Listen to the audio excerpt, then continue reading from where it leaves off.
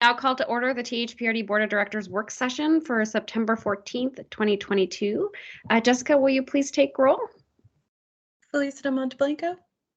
Here. Barbie Miner. Here. Alfredo Moreno. Here. Heidi Edwards. Here. Tia Ping. Here.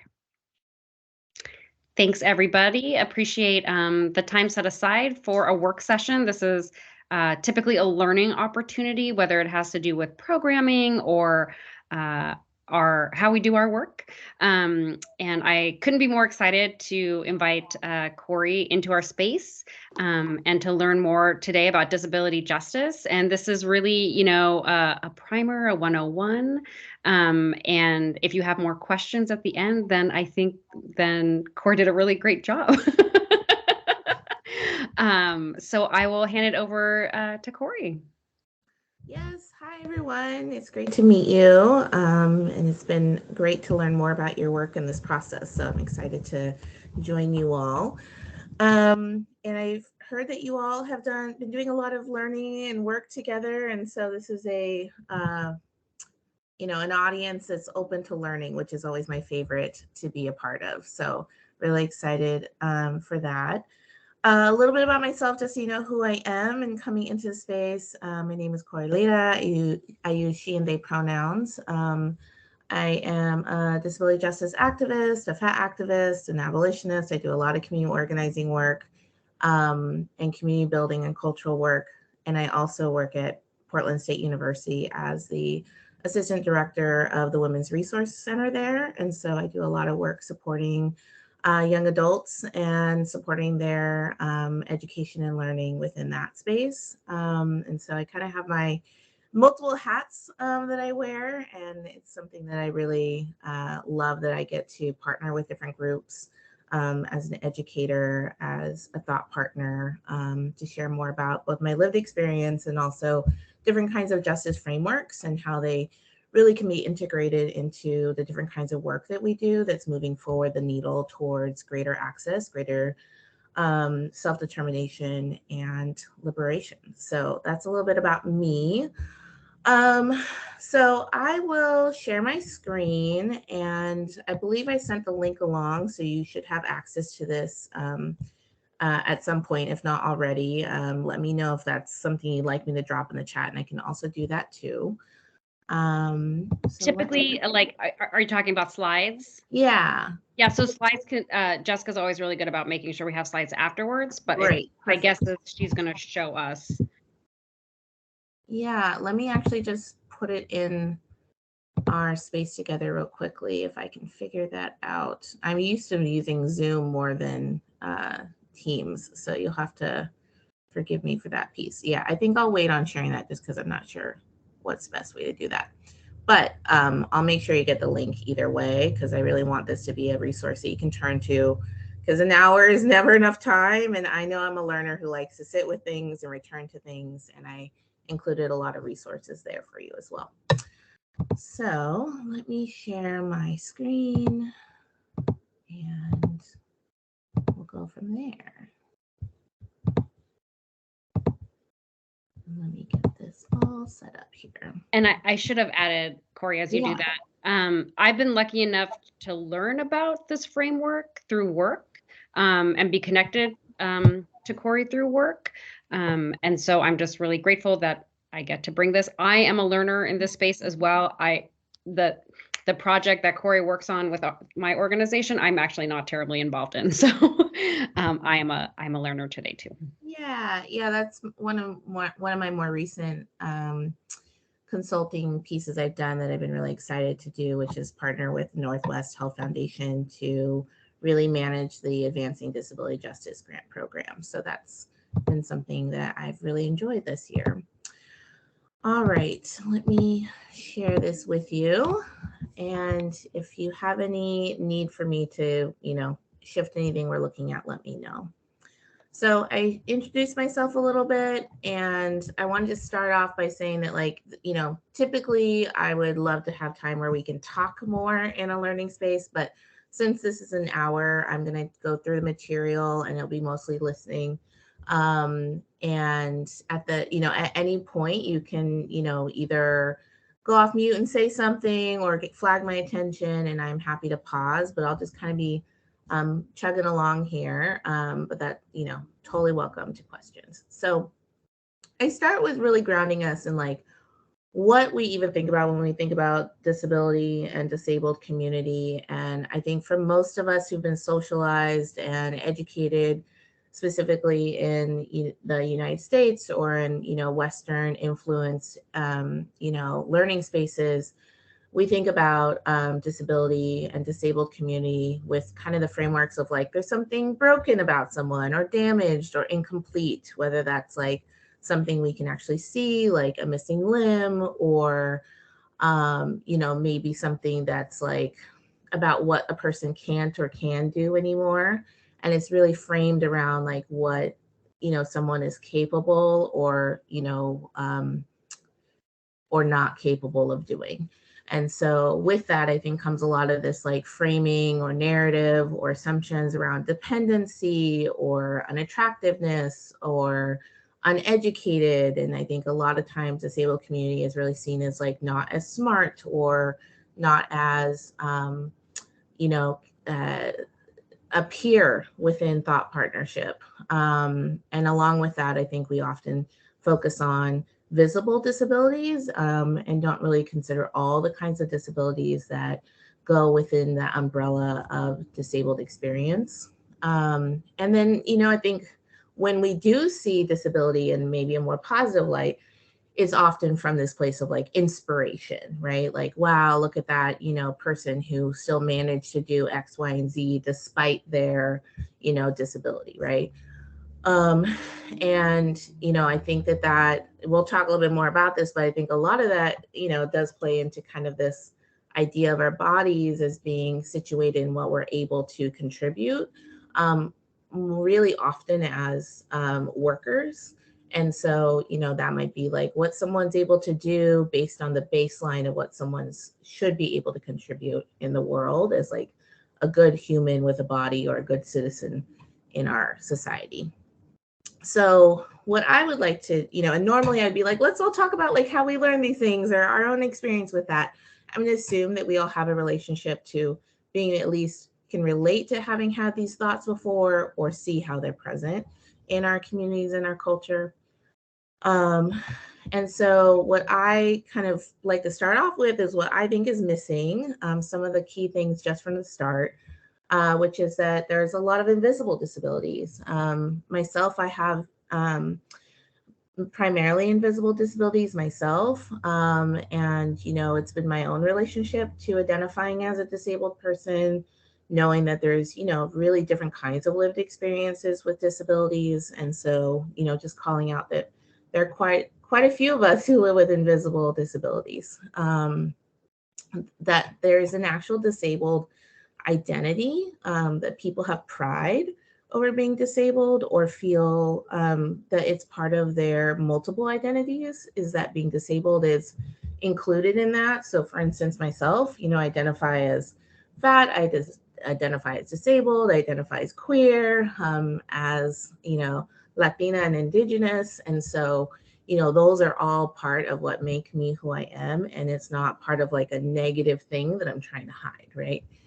And with that there is actually culture, this, a disabled community that has culture, and many kinds of different disabled communities. And, for instance, I have a parent and loved ones who belong to the hard of hearing and deaf community, and that is a very strong culture and community.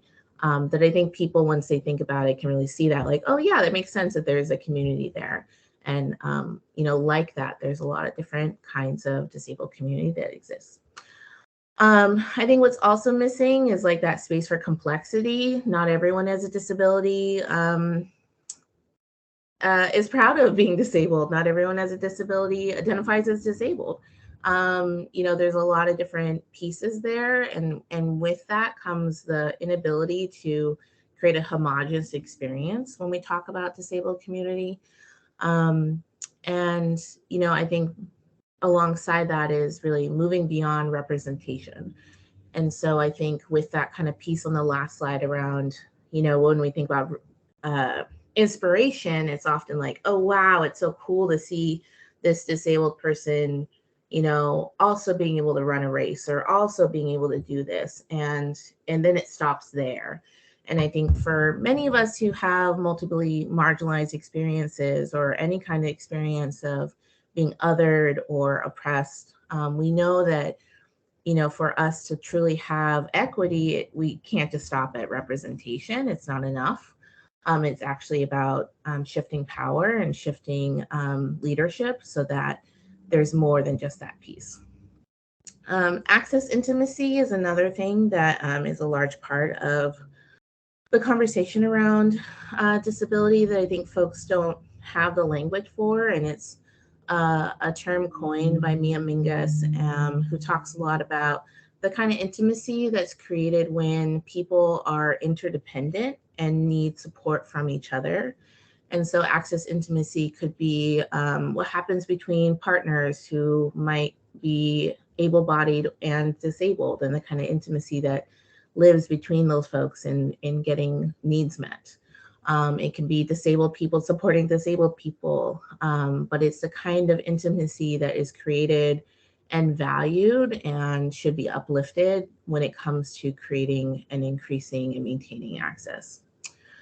And so, the other pieces I think are pieces we'll talk a little bit more about in a few more slides, but I just want to name that I think often missing in the conversation about the experience for folks with disabilities is the creativity and resilience and resistance that's part of surviving this world, and with that the self-determination to really decide what we need and how we need it and what that looks like, as being the experts in our own lived experience and our own needs. And I think that this is something that often doesn't really get talked about in our mainstream conversations about disability. And that, I've already spoken kind of to the multiple and marginalized experience and how people, like myself, include disabled identity as part of those pieces, but understanding that, my experience as a disabled person is also informed by my queerness, informed by my size, informed by, my navigation through the world as someone who is, a person of color, but also has a lot of proximity to whiteness. All those things inform each other. And, to separate them out does an injustice to those lived experiences. And so when we talk a lot about racial equity, what does it mean to then maybe talk about disabled experience within racial equity and how they inform each other? And then, the last piece, which is one that I really, really care about, is not letting the conversation about disability be solely located in the individual experiences of people, or in the communal, relational piece, but really expand those conversations to talk about the societal and structural conditions that both impact disabled people, that impact who becomes disabled, the resources for disabled people, and so on. And so really thinking through not just the, the lived realities for the individuals, but those real important both systemic oppression issues, but also those opportunities for change that go beyond the individual person. I know I talked a lot, so I'm going to pause real quick because I just threw a lot at you and just check for any questions before I move on. Because I threw new terms out there, just a lot of things. Okay. I just don't like to move too fast, but also give a moment. All right, I'm going to keep going, but feel free to toss something out there. All right. So for most of us, we are familiar with a rights framework when we talk about disability. So you will hear a lot about the disability rights movement. And that is a really great place to start. It's where I hope we don't stay. And so the disability rights framework, the disability rights movement is really about civil rights, about human rights, about creating more opportunities for people to participate more fully in society that have been really denied folks for, as long as we've had capitalism and white supremacy, there's been oppression, right? So different kinds of oppression, such as ableism. And so really trying to find particular ways to create more access and opportunity.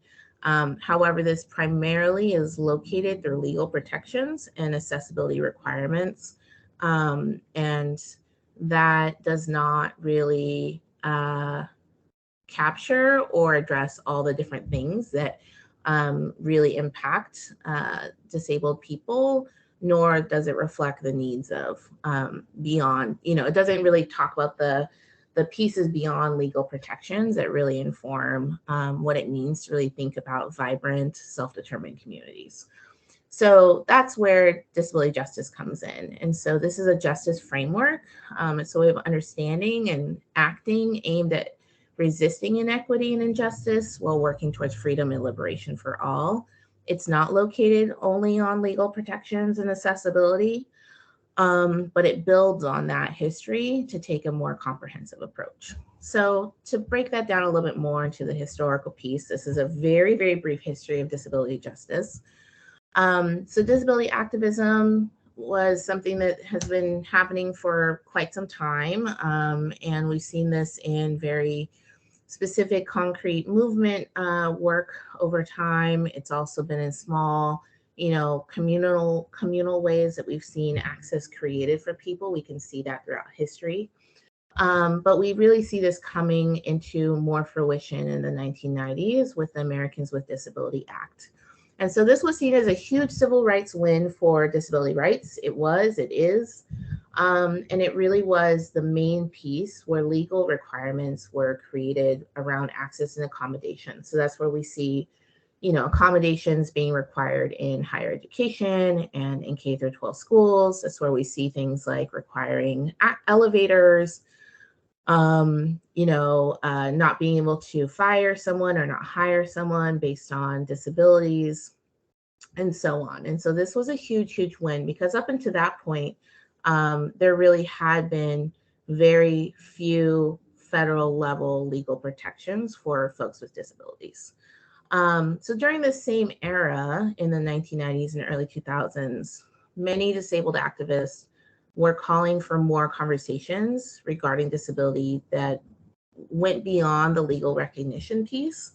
And so, I think for many of our movements and movement history, we've seen this happen, right? Where we have to focus so much on a more focused win that there's all these other things that get deprioritized. And so that is often seen as a strategic move within organizing, within history around increasing civil rights for people. And as we've seen, sometimes that really creates a very singular idea around what people need. And so in this era, when people were really calling for more conversations to be had around like what else disabled community needs, there created some factions within that. And so like historically, there's been folks who are very, very much about disability rights and folks who really don't want much to do with it. And that's not true for everyone, but historically there was some really a deep line among organizing. So in 2005, Patty Byrne and other predominantly queer and trans, Black, Indigenous, people of color, disabled activists coined the term disability justice. And this was originally going to be called second wave disability rights, but this was also the era where we started to talk more about racial justice and other type of racial movement work. And so that created more space to really think about how to bring disability into the same conversations that we have about other kinds of inequities and what we're aiming towards. And so justice really became the way of thinking about like not working against the oppression, but working for the type of world we want to live in. And really thinking about how this is not a single issue and is actually a much broader, holistic, comprehensive framework that requires us to think about other kinds of issues of inequity. So that's a very, very brief history of disability justice to get us to today, where we talk about the framework that's used. So I'll offer a quote from Leah Lakshmi Pyepsna Samarsinha, who wrote Care Work, Dreaming Disability Justice, and has several other books, including a new one coming out that's specifically about more disability justice concepts and learnings. And they write, a disability justice framework understands that all bodies are unique and essential, and that all bodies have strengths and needs that must be met. And so I think for many of us who have familiarity with working with youth in any way, there's often this framework of like a strength-based approach as opposed to a deficit-based approach of looking at things. And I think disability justice is one practice in taking a strength-based approach to how we think about people, bodies, and what we are able to do and our contributions to the world. And so I think this quote touches on that. And so I'm going to catch my breath and play a video for us by Mia Mingus, who I referenced earlier, who's a disability justice activist who has coined, access intimacy, does a lot of really important work in this movement, and has this really nice 3.5-minute long video that really captures a lot of these points. So she says it better than me. So I'm going to play this and hopefully it works. So let me get this queued up. Oh, I think there we go. Yeah, there's like 3 main pieces I feel like to disability justice that I think are important right now. One is that it's a multi-issue politic, which is just a fancy way of saying that it's not single issue. It's not just talking about disability. It's talking about, we're including class, we're including race, we're including gender, citizenship. I'm thinking about colonization, thinking about, war and militarization, like all of those things. It is a multi-issue politic, right? That it's not just about ableism and disability, that it's also about other systems of oppression, institutions, and forms of violence, because disabled people aren't just disabled people. We are also mothers and fathers and, women and trans people and queer people and young people and old people, we are so many things, and there's so many things that impact, for example, my life. It's not just ableism, like that I also need to be able to talk about and think through. The other piece is that it is moving away from just like a rights-based and kind of like equality model. So it's not just about like, how do we expand the ranks of the privileged to include a few more people? It's actually saying like, no, we don't want to just expand the ranks of the privileged and just, what usually happens is just to add a few more people who had privileges and were at the top of that group anyways, who's getting included. But it's actually saying and questioning like that whole system, and that why some people are constantly and perpetually at the bottom, right?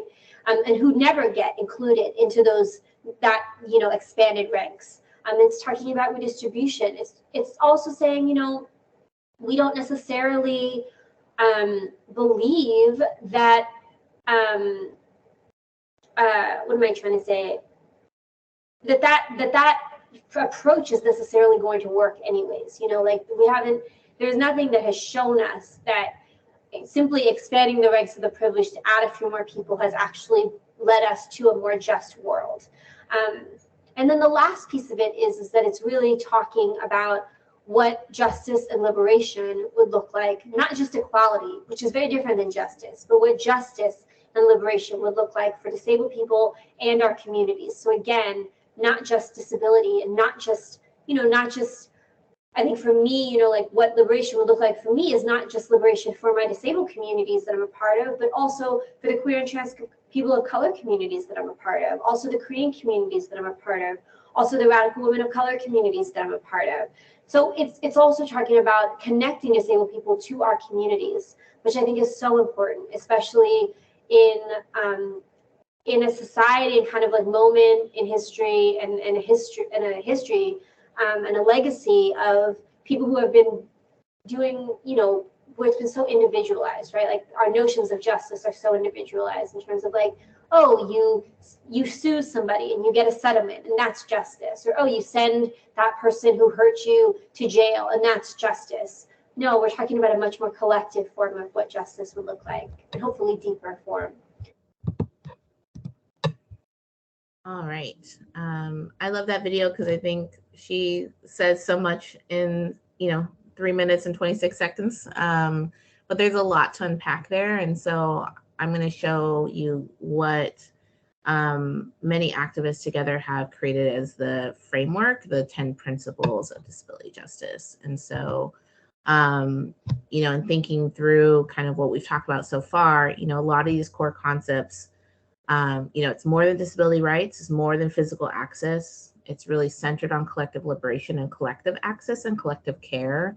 And so that often looks like mutual aid and universal design. That all bodies are good bodies, all bodies are unique and essential. That all social justice and social change work must integrate disability justice. And dismantling ableism and systems of oppression individually and structurally are like what we actually are talking about here. It's not just that like representation, as I mentioned before. And so I'm going to read this long quote. I apologize for a long quote, but sometimes you just have to do it. And so this is by Patty Byrne, who really was the one who concretized this framework. And so she writes, a disability justice framework understands that all bodies are unique and essential, that all bodies have strengths and needs that must be met. We know that we are powerful not despite the complexity of our bodies, but because of them. We understand that all bodies are caught in these bindings of ability, race, gender, sexuality, class, nation, state, and imperialism, and that we cannot separate them. These are the positions from where we struggle. We are in a global system that is incompatible with life. There is no way to stop a single gear in motion. We must dismantle this machine. Disability justice holds a vision born out of collective struggle, drawing upon the legacy of cultural and spiritual resistance within 1,000 underground paths, igniting small, persistent fires of rebellion in everyday life. Disabled people, the global majority, Black and Brown people, share common ground, confronting and subverting colonial powers in our struggle for life and justice. That is, there has always been resistance to all forms of oppression, as we know through our bones that there have simultaneously been disabled people visioning a world where we flourish, that values and celebrates us all in our myriad beauty. So, I think I'll say here that, this is a very explicitly, I would argue, political framework. And I think with that, some of these things get often framed as radical or political in a certain light. And I, have been doing the kind of work of bringing this to a lot of different groups, a lot of people. And I kind of would push back on some of that in the sense that I think that liberation, and when we talk about liberation and resistance to oppression and rebellion and all these things, are inherently concepts that we should not shy away from, but instead embrace as like frameworks that may make us uncomfortable, but lead us to conversations we need to have. And so, I just offer that because I think especially within more formalized work, we don't often talk about things in these ways, but they are, I think, conversations that are important for us to start thinking about, like what our relationship to these things are and how we might be actually doing work that already supports this.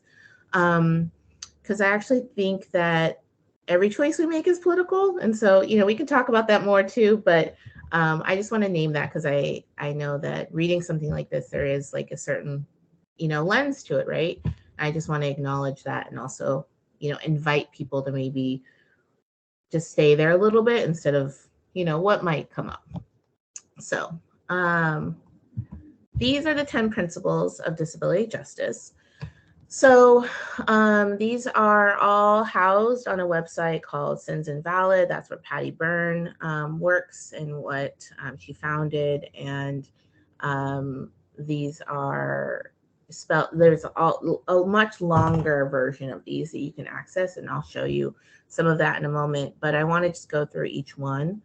And so the 10 principles of disability justice, intersectionality, we do not live single issue lives, by Audre Lorde. Leadership of those most impacted, we are led by those who must most know these systems, Aurora Levins-Morales.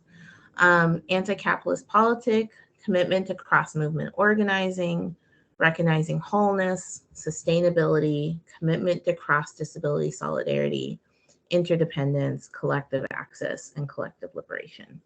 And so, I would say in many ways, this is like what we mean when we talk about justice work. These are not only relevant to disabled community, but they are absolutely foundational to the kind of world that many of us who are disabled want to live in, right? We want to have our wholeness recognized. We want to be interdependent. We want collective access. We want to be defined through non-capitalistic means, right? We want to be able to live in a world where all parts of ourselves are recognized and within that intersectionality and so on. And so kind of spending a little bit more time on these, I think the ones that, are probably most understood are like intersectionality, right? We talk about that a lot when we talk about equity work, the ability to hold the multiplicity of identity and think about, what experiences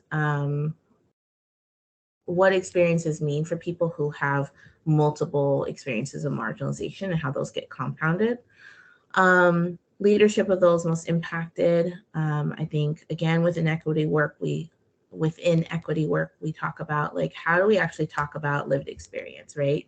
Who knows firsthand what it's like to be disabled within your spaces, and how are they in leadership? How are their voices heard? How are their lived experiences centered and prioritized within work that really impacts decisions that are going to impact disabled community, right? Anti-capitalist politics. And so I think, whether you identify as an anti-capitalist or not, I think we can recognize that capitalism has greatly hurt people, and that capitalism as a way of defining our experience and our lives really narrows what our worth is. And so when we look beyond defining us through our ability to work or not work, or work well or not work well, we get outside of productivity as a way of defining worth. And so what does that mean when we talk about bodies, right? Cross-movement solidarity. And so this is where we talk about how disability justice has to be in alignment and with relationship to other kinds of justice frameworks, whether that's racial justice or environmental justice and so on. And so, this is where also there's cross-movement solidarity within disability, right? And so whether that's like deaf community and, spinal injury community coming together, or, fat liberation activists and disabled activists coming together to talk about what it means to live in the world and othered bodies. That we have to have that cross-movement solidarity to create a shared understanding and a shared power in asking and demanding what we know we need to, get rid of oppression. Recognizing wholeness. Each person is full of history and lived experience. Just that alone, I think, is something that can be elevated more in our spaces. And so recognizing all the different ways in which our wholeness as a human is often asked to be left at the door, and like, what does it mean when we're invited and seen within our whole selves? Sustainability. And so, I think there's an interesting conversation to be had around sustainability and the work of Tema Akun and white supremacy culture, and like, what is urgency and what is, dominant culture's expectation around how we move and how fast we move through work, whether that's like the urgency to make decisions as opposed to taking the time we need to make the right one, to invite the right people. And so, a lot of that goes into how we build sustainable work, work that is actually deep and slow and transformative. And then commitment to cross-disability solidarity is kind of what I was talking about, like within disabled community. Interdependence is something that I think is a concept that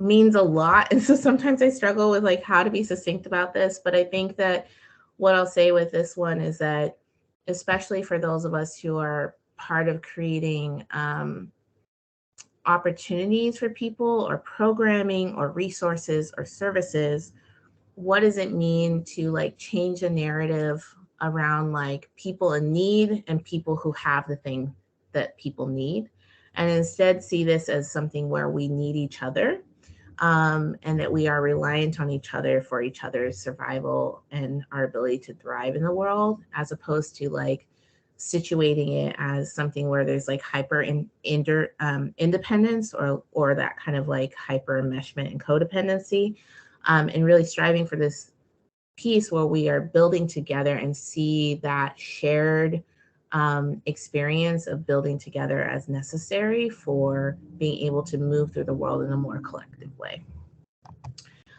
Collective access. And so I think this is where we sometimes think about like universal design as one example of collective access. And so, universal design, the way I think about it and the way I really think through it is no one being left behind in what we build. And so whether that's like the access of the room when we're inviting people to gather in person, or the types of materials we create, or the type of, online programming and who can access those, whether it's like the assumption that everyone has internet or that everyone drives a car, like really thinking through who's left behind based on the kinds of things we build and shape, and trying our best to ensure that we are creating multiple ways for people to access in a collective way. And then lastly, collective liberation. And so, I think that for me is really, there is no liberation without Black liberation, and there is no liberation without each other centered in that work. And so we need each other to be able to live in the world where there is freedom and justice. And that can be a hard, hard thing to build, especially when we've been taught to be so factioned and so separate from each other by design. And so disability justice is recognizing that we need each other to build anything that we want that moves us towards a future with more freedom. So it's a lot. There's more there. I didn't read each one. That's why I offer this to you to come back to it, because there is so much in each one of these descriptions I hope that you spend time with. And I've seen a lot of organizations really think through how to bring this into their work. And in my resource page and is the Northwest Health Foundation's Disability Justice Audit Tool, which is a really great tool to look through how your organization is actually showing up in these ways. And so that's just one way where you can take this kind of theoretical piece and think through how it actually gets integrated into your work and do that assessment part. So I just want to offer that now, because I think sometimes it's like, oh, great, I have all this information, but like, what do we do with it, right? So, I think some of the questions I hope we're asking ourselves in thinking about this concept is, how do these principles clarify or complicate my understanding of what justice might look like or could mean for disabled community, or really any community? How do I start putting these principles into practice? What makes disability justice in practice hard or exciting or uncomfortable or beautiful? And start really like sitting with those questions and thinking through like, how can this actually be part of how I think about my work, my life, my relationships, my commitments, and my values? And so I think this is my last quote. It's not about self-care, it's about collective care. Collective care means shifting our organizations to be ones where people feel fine if they get sick, cry, have needs, start late because the bus broke down, move slower. Ones where there's food at meetings, people work from home, that these things aren't things we apologize for. It's the way we do the work, which centers disabled, femme of color ways of being in the world, where many of us have often worked from our sick beds, our kids' beds, our too crazy to get out today beds, where we actually care for each other and don't leave each other behind, which is what we started with, right? And so that's, another quote from the book I referenced before, and really just thinking through, like, what does it mean to be building something collective? And I think the pandemic has really showed us, you know, a lot of our successes in being able to do that, and also some of our pain points. And I think spaces where we can likely do more, and take the time to really think through what will actually work for our communities that we are part of. So some strategies and practices that I offer, make the commitment to disability justice and follow it with action. I know that's like one sentence, but I think so many folks try to put things into action without maybe a really concrete sense of what they're trying to aim for. And then other groups make the commitment and don't follow with action. So what does it mean to do both, right? And, you know, to borrow the language of Adrienne Marie Brown, small is all. We're not trying to accomplish everything all at once, just making that small step that will be that piece of incremental change that builds towards something greater and bigger.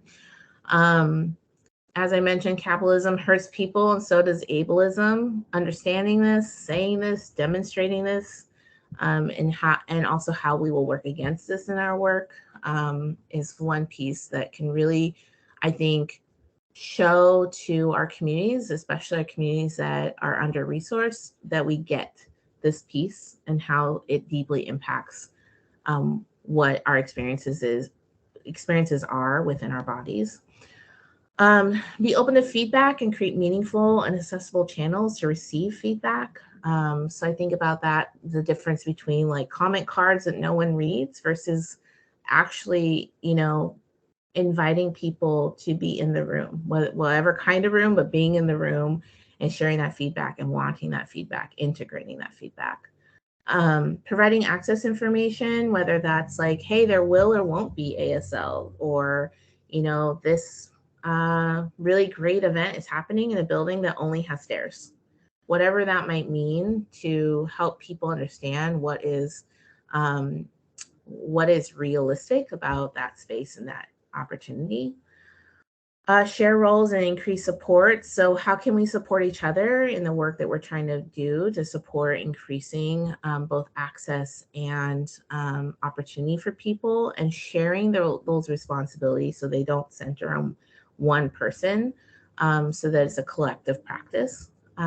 Designate an access committee. There's really great examples of groups that have access committees that think through everything that their work does through the lens of access, and doesn't deprioritize this to like, you know, a last minute thing, or, you know, oh, we forgot that, like actually giving people the responsibility to think through it. Don't isolate folks. And so this is more like in-person events where unfortunately some folks are like, oh, we'll just put all the people in wheelchairs in this one spot. And what that does is it doesn't assume that folks in wheelchairs and wheelchair users might have community and family and friends that they want to be a part of that event at. And so just thinking about how we cannot like assume that like there just needs to be one place versus like integrating it into what we offer. Including and prioritizing disabled folks in planning as core leaders. And so, you know, that again is like, how do we actually shift power, give up power, so that the folks who know best are part of who's making the decisions. Reflect on our own access needs and normalize these. So as an educator, as someone who organizes, I start every meeting that I facilitate asking what our access needs are. And on Zoom, a lot of that looks like, I'm going to be off video because I have a migraine, but I want to be here. Or my back really hurts and I'm going to be pacing, you know, or my kid is sick and I'm going to have to go between, but I'm doing everything I can to be present. And I need folks to understand that that's my access need and normalize those and not shame people for them, and understand that access needs are something that we all have that help us be where we want to be. Hold compassion for ourselves and everyone else. Simple to say, harder to do. What does compassion actually mean within the work that we do that doesn't become sympathy, but instead empathy, right? And not just like creating this idea of us and, you know, us and them. Universal design, concept and practice, like I mentioned. Invest in disability justice as a practice now, not just a someday goal. So, you know, if your takeaway from this is like, oh, we have work to do, and like, it would be great to be somewhere, with this. It's like, okay, what can you do today, right? What can you do in the next 24 hours that's going to make a commitment to actually exploring this more? More accessible spaces, some tips here. So outreach, how are you doing your outreach? How can this be increased and shifted? Are you using only online platforms? Are you asking community members to get the word out about things? Are you relying on the, people having internet? What are those different aspects of outreach that really only go so far, and how do you increase that through changing different kinds of channels of communication?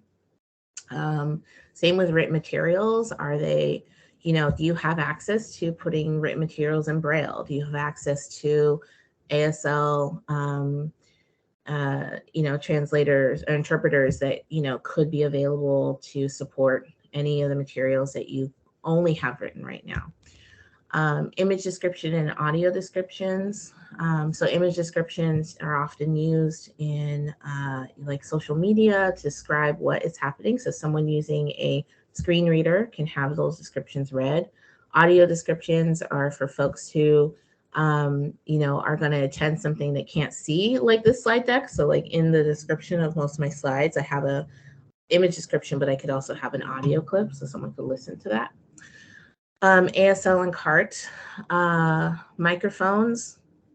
There's this joke in disabled community, at least in mine, like, oh, the person who's like, I don't need a microphone because their voice is loud enough. Use a microphone, have a microphone when you can.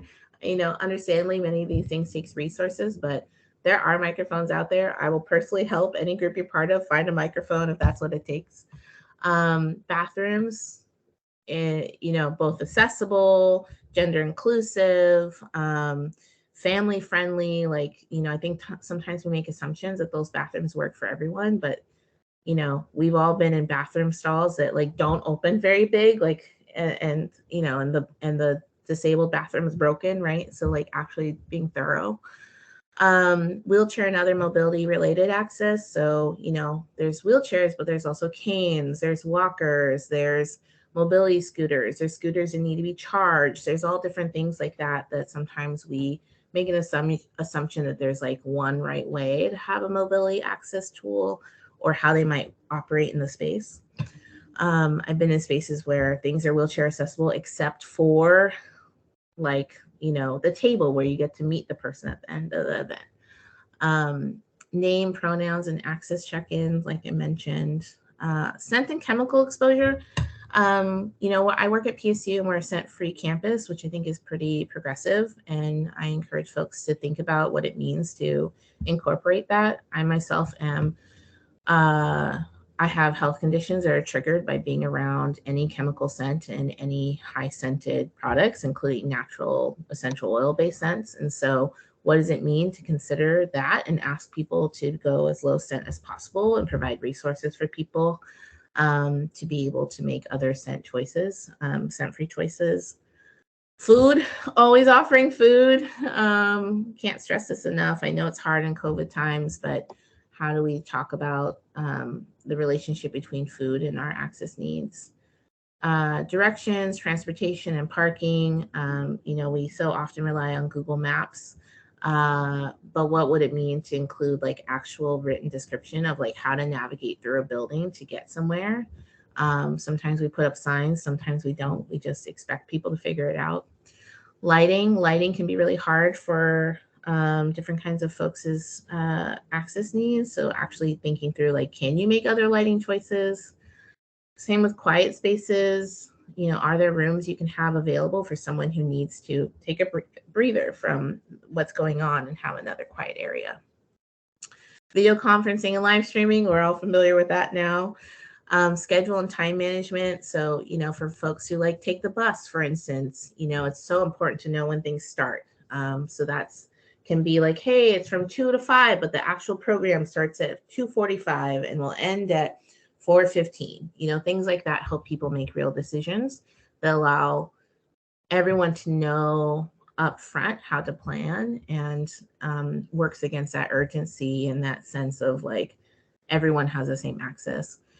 And then lastly, transparency. And so I think this is easy to say, just like transparency, be transparent. But I think for me, what I've seen be really successful is when people are really transparent about what they can't or can't do in the moment that they're in right now. And so, for instance, I saw some events recently by a group I really admire who posted ahead of the event like, hey, our ASL person was sick and can't be here. We're not going to be able to offer this. We know that that's not enough. We are sorry that we're not able to offer it. We want you to know this ahead of time, and we're committed to figuring this out. If you have feedback about this, like, here's a way to give us feedback.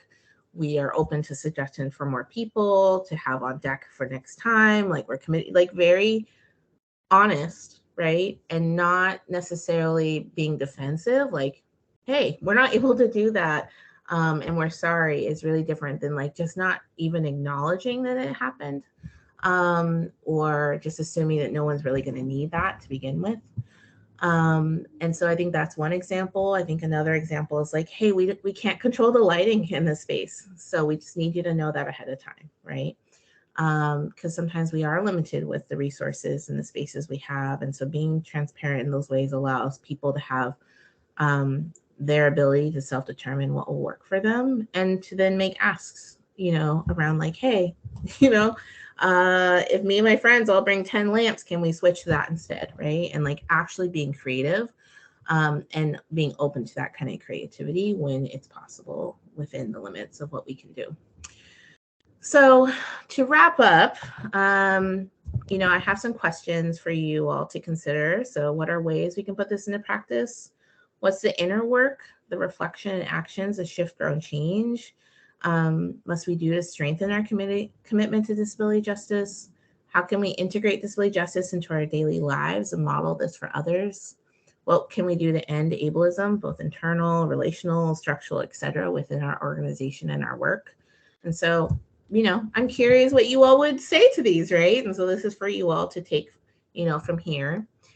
And then I offer this as a kind of quick snapshot of a bunch of different disabled activists of color internationally that are doing this work. I think sometimes you hear from like one person like myself and you're like, oh, a concept, but to really like see the breadth of people that are out there right now doing this work together to move the needle on this, I think is a really important visual piece to help us really bring this home. And so within the slide notes, there's everyone's names of the folks in these photos. And I encourage you to Google them, learn about their work, so that you can really feel resourced in the community and the activists who are really championing our societal change around disability and disabled community. Resources. So Disability Justice Curriculum by Project Let's is really comprehensive and great. Sins Invalid I referenced before. Care Work I referenced before. Disability Visibility First Person Stories from the 21st Century by Alice Wong is an anthology of some really awesome essays. Resistance and Hope, essays by disabled people as well. Critiques, another anthology. The Irresistible podcast episodes on disability justice. The Disability Justice Audit Tool from Northwest Health Foundation. I have made into PDF this book, Skin, Tooth, and Bone, The Basis of Movement is Our People, for you to access. I recommend also buying it from Sins Invalid. But I wanted you all to have a really comprehensive tool that you can look at. And so I think you can see my screen right now, but it's got all kinds of access suggestions, looking through different kinds of community that speak to their experience, including like autism, around like hearing access versus deaf community, call to action, different kinds of perspectives on disability justice. It's really awesome. I recommend it. I think I've said awesome like 4 times, so apologies. KIP Kinship, the Disability Justice Arts and Activism of Sins Invalid is another great resource. An Ableism Bingo, which is kind of tongue-in-cheek, like does your organization, say these things and not actually follow through, which can be a nice little like, oh yeah, maybe we have some work to do kind of resource. And then lastly, a great article about some white supremacy culture and the work of Tema Akun, and looking at that combined with disability justice on how do those overlap, and talking about like, how do we really address dominant culture within our spaces? And this is one way to kind of see how they intersect. So I will stop sharing and pause here for questions or reflections. We got 5 minutes. I throw so much at you. And really, would love any thoughts if you have them. thank you, Corey, so much. This was great, and some great resources for us to take next steps. I know that I would win ableism bingo, and that's not a good thing. I have work to do. I had no agenda with this presentation. I really want us to just continue to learn. I'm not going to send an email tomorrow of an epic plan that I have. We have our values conversation as a board next month. I certainly this might inspire some of that.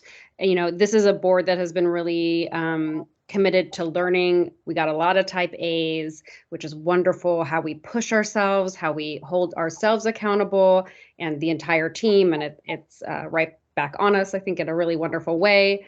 For me, one of my major takeaways is I just have so much work to do on my language. I've just as an example, we think so often that there's something wrong with somebody's body that they can't get into the pool, or they can't get into a rec center. The problem is the rec center. The problem is how it was designed, that it doesn't fit every body. And so I'm on this journey. I have put my foot in my mouth. I'm trying to be gracious with myself and gentle. But I commit to learning. I would love feedback later about if this is something you still want to learn about, and I'm going to let Tia talk. Thank you,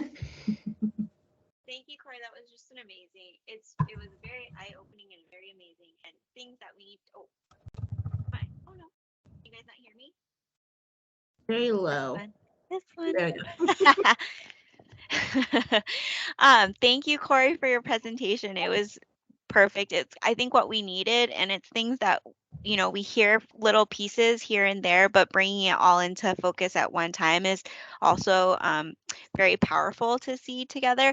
I did have a question though. When you mentioned access committee, I was like, wow, that's like such a great thing, like that we can, another advisory committee. My question to you is, with all these different disabilities, invisible disabilities, those kinds of things, intersectionality of disabilities, how do you create a committee that would potentially encompass, because there's so many different things, right? And there's more predominant, majority disabilities of certain things than others, but we want to, when we say access for all, we do want to like be access for all, right? We want everybody who wants to enjoy the parks to be able to, but how do we get these voices into these positions or these like little committees? How do we get every single input for every single, for such a large breadth of things that we don't even maybe consider, we wouldn't even know as a disability, right, because we haven't, but is somebody identifies it as a disability. Does that make sense? It does. Yeah. I would say again, small is all. So maybe not trying to be like, we're going to put a committee together and we're going to like, that's going to solve the issue of like a pool of people that have the answers, right? I would say more what I would recommend is like people who have the lived experience and the ability to be good thought partners for the work that you're doing. So it's not about always having the answer, but being able to have the time and resources and space to like explore that together. So, for instance, I'm not a wheelchair user. I'm not going to be able to speak to that experience, but I certainly know that wheelchair users are an important group to prioritize and think about. And so like there's a lot of resources out there that I can turn to get information, and I don't have to like have that specific lived experience.